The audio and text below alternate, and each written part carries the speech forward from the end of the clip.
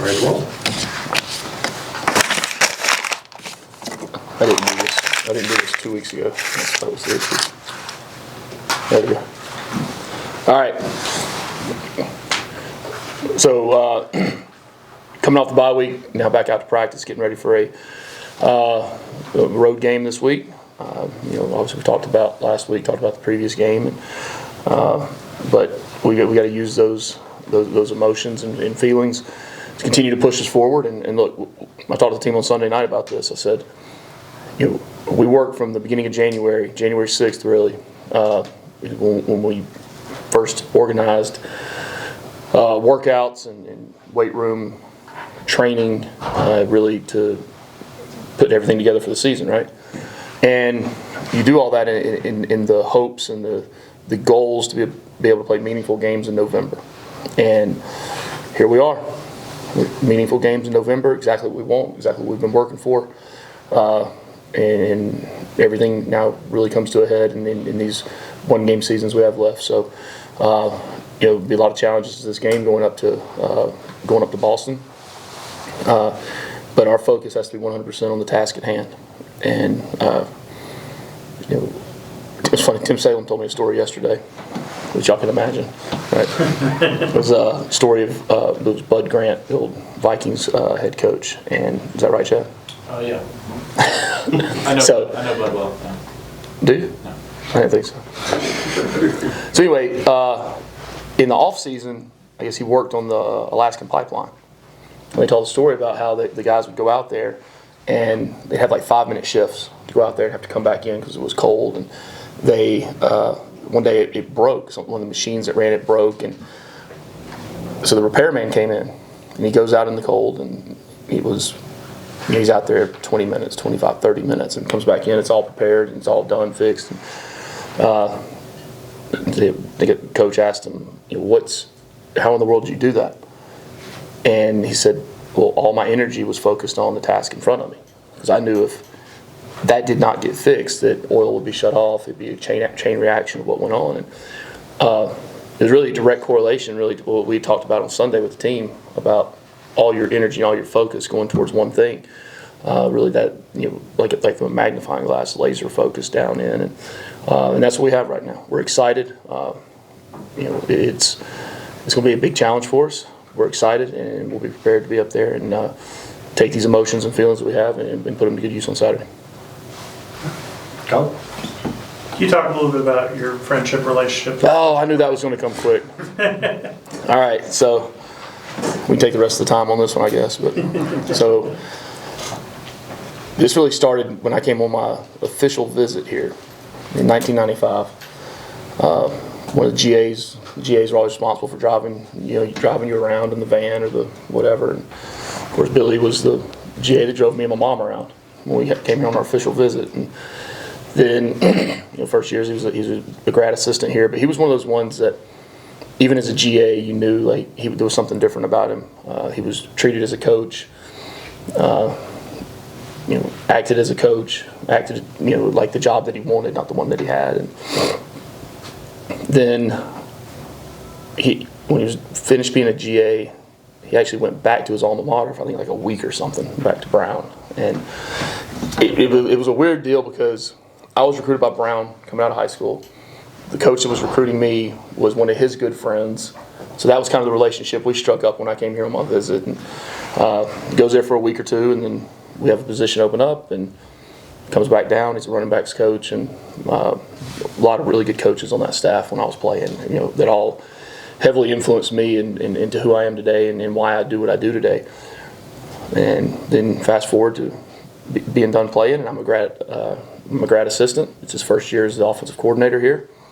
He was blessed with the absolute worst GA in the history of the world, and that was me. I feel sorry for him. I apologize to him all the time for it. And then, obviously, the relationship has been strong for a long time, and so much respect for him. So many things that he's taught me and that are part of this program that he doesn't even realize and doesn't even know, just from times going out and visiting him out in Houston or conversations. Heck of a football coach, great person. I mean, his wife Colleen is amazing. did the head coaches meetings this past the conference head coaches meetings. My wife and her were able to spend some time together too. Just great person, great to be around, terrific football coach. You turn the tape on, you see his identity all over the tape when it comes to the physicality they play with, how they play the game.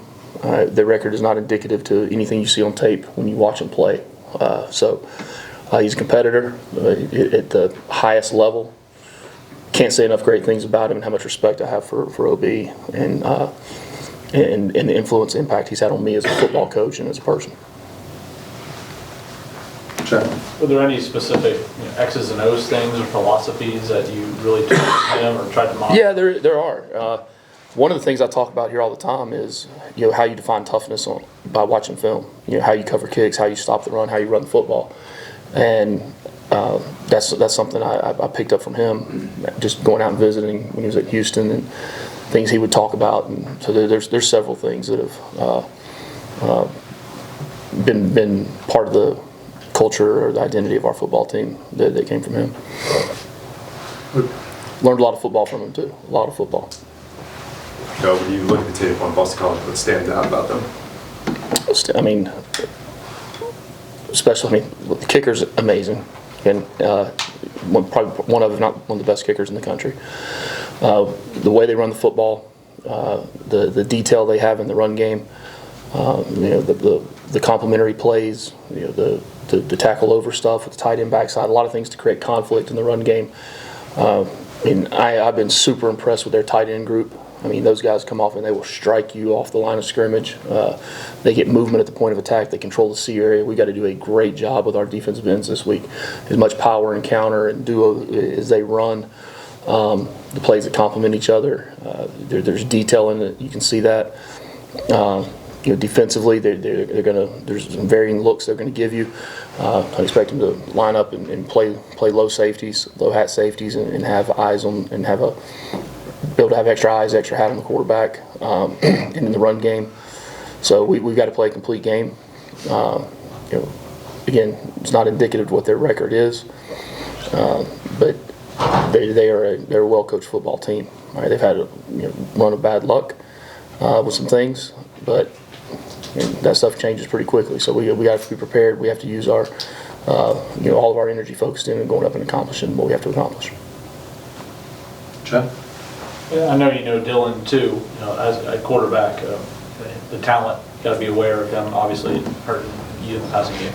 Yeah, and he uses his feet well. Dylan was a really good player coming out of high school that we recruited here in my first year. Obviously the relationship with OB comes from their time over in Tuscaloosa. Really good arm. Just he's had some breaks with the ball on the ground or a turnover, but he's got the arm talent. He's got the feet to hurt you in scrambling or design quarterback runs that they will run. A lot of conflict in what they do offensively now. It puts a lot of stress on the defense, and there's a lot of things we have to. But I'm pretty sure that they will try to expose early in the game things that we whether we didn't do well in the previous game or different formation things or fits. You can imagine we'll see those early in the football game. Okay. Run defense has been a little bit of a struggle this year for you guys. It's been better traditionally. How did you approach that in terms of the bye week and where are maybe some things where you guys can? We're gonna play with 12 guys. we got a waiver. Nice. Yeah, play with 12. So we'll have that extra guy there. Nice. Make sure we stop it. Sweet. We're doing. We've done a lot of things schematically. And then a lot of it comes back to players, defeating blocks, getting off blocks, anchoring down, setting the edge. This is a game we have to set the edge, right? And I'm not talking about contain. Contain can be from here to Marietta, right? And you still have to contain the defense. I'm talking about setting the edge and violently setting the edge and containing those things and forcing those balls to stay inside, not bounce. With the potential to get some of you guys back on the back end of the defense, how does that help your defense coordinator be able to help in the run game and in the pass game and be a little bit more aggressive And you can cover. Yeah, I mean, really, it's probably the opposite, probably a little less aggressive, you'd say. I mean, be able to play more technique, you guys back up front. Helps in that regard. You get guys on the back end now. It changes some of the coverages you can play. Changes how you look to protect a certain guy here or there. But at the end of the day, we've got to go out and we've got to perform. We've got to play good defense. We got to be able to stop the run and stop and keep the explosives going over our head. And you can't let them. You can't bleed both ways. You can't do it. Right? You have to be able to take something away and then be able to adjust the rest. Throughout the season, we've seen a lot of great pop runs from Malachi, outside, inside zone, whatever it may be. We don't run inside zone. Or inside, yeah. What has stood out, or how valuable has his versatility been in the run game to what you guys do as an offense as a whole? Yeah, it has been. That was a big thing at the end of last season. We had to build depth at that position, and we did that. He's got really good balance, body control. He very rarely goes down the first time, whether he spins out of it, whether he puts a hand down and keeps his balance and keeps going. He's got really low center of gravity where he plays with some power too. I mean, he's not afraid of collisions, he's not afraid of taking people on, but he's also got the ability to make people miss, and he's been good with the ball out in space as well. So a lot of it schematically, he's got really good vision to be able to see the cutback lanes. But as a running back, you have to understand what the reads are. You're reading it and be disciplined with your reads in order to be able to then let your ability take over. Coach, you were talking about obviously what the defense needs to do in the upcoming game against Boston College. What's your thoughts offensively? What you guys need to do, or just what you've been seeing from their defense? If you wait till Thursday, I'll give you the game plan. We got to move the ball forward, not backwards. We got to work across the solid white line. No, what do we need to do offensively? All right, we've got to continue to move the ball in the open area of the field. But when we get in the red area, we need to score touchdowns. Bottom line. All right, way too many field goals we've kicked, and thank goodness we have a really good kicker. All right, but way too many times we've gotten down there, and we've had, I think I looked at it, I think it's 12 times we've been inside the 10-yard line this season, or no, it was 27 to 39 touchdowns, I believe it is. 12 of those times, and then so many of them have been down inside the 10. We've had 3 penalties that have brought us back. The discipline's got to maintain itself in the highest pressure moments. But you can sit there and say, we got to do this, we got to do that, this needs to happen, we can't do this. That's all a bunch of bull crap. All right, we need to line up and we need to get the ball in the end zone. Bottom line, if we want to continue to play meaningful games in the month of November, all right, we need to score touchdowns. We'll get into injuries, I'm sure, on Thursday. But Yes, sir. In terms of health, how are you feeling about your team? I feel pretty good. I feel pretty good. I was a little down on me. You said, how am I feeling? Team-wise. Oh, the team. I think they're good.